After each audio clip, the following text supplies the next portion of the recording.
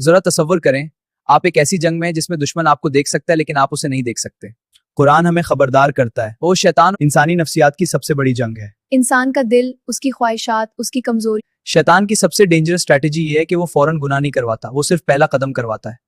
قرآن کہتا ہے لا تتبعوا خطوات الشیطان، یہ نہیں کہا گیا کہ شیطان کی پیروی نہ کرو بلکہ کہا اس کے قدموں کی پیروی نہ کرو، کیونکہ شیطان انسان کو ایک دم جہنم میں نہیں دھکیلتا، وہ کہتا ہے یہ تو صرف ایک چھوٹی چیز ہے۔ اس کی سب سے ڈینجرس اسٹریٹجی یہ ہے کہ وہ فوراً گناہ نہیں کرواتا، وہ صرف پہلا قدم کرواتا ہے، کیونکہ شیطان انسان کو ایک دم جہنم میں نہیں دھکیلتا، وہ کہے تو صرف ایک چھوٹی چیز ہے، چھوٹی چیز آہستہ آہستہ زندگی کا حصہ بن جاتی ہے۔ ہوا کہ گناہ خوبصورت بنا، شیطان گناہ کو خوبصورت بنا دینا شیطان کی سب سے خطرناک طاقت پرسیپشن مینیپولیشن، وہ گناہ کو گناہ نظر ہی نہیں آنے دیتا۔ قرآن کہتا ہے شیطان نے ان کے اعمال کو، فحاشی کو فریڈم کہا جاتا ہے، جھوٹ کو سمارٹنس کہا جاتا ہے، غرور کو کانفیڈنس کہا جاتا ہے۔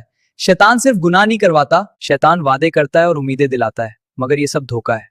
سب سے بڑا دھوکا کیا ہے؟ انسان سمجھتا ہے کہ اس کے پاس بہت وقت ہے۔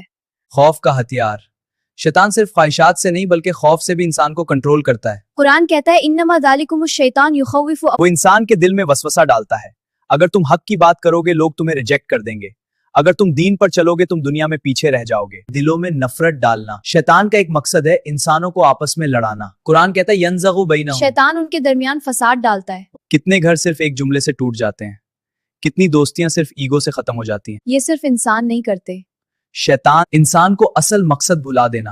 انسان اس دنیا میں کیوں آیا؟ قرآن کا جواب واضح ہے، اللہ کی بندگی، لیکن شیطان انسان کو بزی کر دیتا ہے۔ endless entertainment, endless desires, endless distractions. Yeah, it's so easy to get caught up. Then the Quran says, so he made them forget the remembrance of Allah.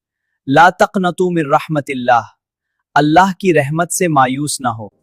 اصل ٹریجڈی یہ نہیں کہ انسان گناہ کرتا ہے، اصل ٹریجڈی یہ ہے کہ انسان گناہ کو نارمل سمجھنے لگتا ہے۔ امید کی روشنی، لیکن قرآن ہمیں امید بھی دیتا ہے۔